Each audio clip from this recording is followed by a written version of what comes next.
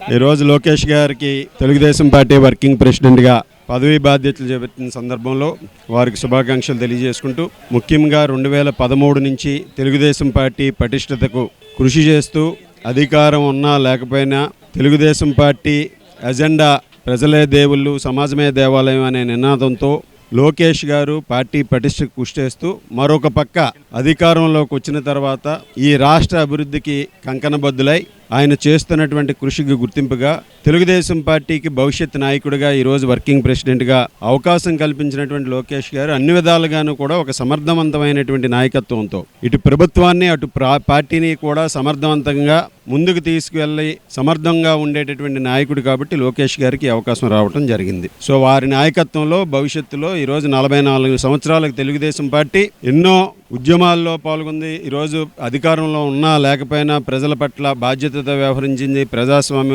ప్రజాస్వామ్య వ్యతిరేక విధానాల పట్ల పోరాడింది. ఈ విధంగా అటు కార్యకర్తల్ని ఇటు ప్రభుత్వంలోనూ కూడా పనిచేసినటువంటి అనుభవం తెలుగుదేశం పార్టీది.